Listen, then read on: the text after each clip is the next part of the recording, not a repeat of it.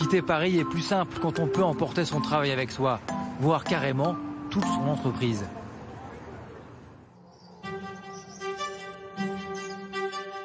À 20 minutes du centre de Vannes, c'est une demeure de 600 mètres carrés. Audrey Loy en a hérité après le décès de son père il y a 4 ans. Pour elle, il était hors de question de la vendre. Problème, elle est aussi à la tête d'une entreprise informatique de 250 salariés en banlieue parisienne. Alors, elle fait le pari de diriger sa société à distance. Salut. Oui. Salut, ça va bien? Merci d'avoir répondu à l'appel de cette réunion. Mais elle va encore plus loin. Elle encourage même ses collaborateurs à venir s'installer eux aussi en Bretagne.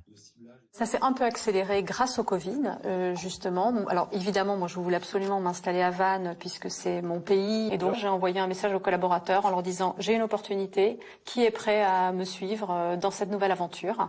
Et en fait, certains collaborateurs ont répondu présent. Une dizaine se portent candidats, comme Guillaume, qui a quitté son appartement pour une maison à Vannes en conservant son salaire parisien. J'étais dans un petit appartement, un peu les uns sur les autres. Maintenant, je suis en maison, j'ai un bout de jardin.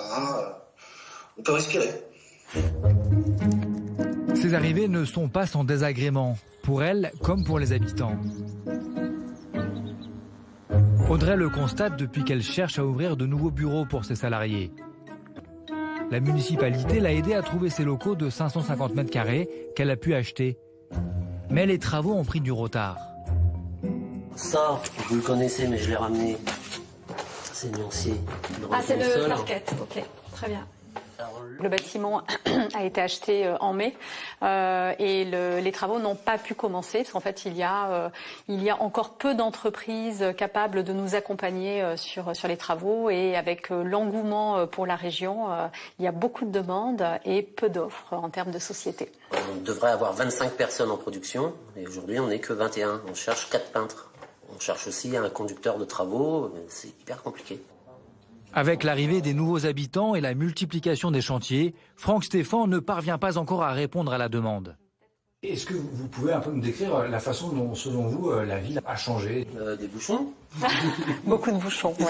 Pas mal de bouchons, une circulation bien plus importante, notamment les week-ends, le vendredi soir, etc. Du monde dans les magasins. Enfin oui, on le ressent, on le ressent.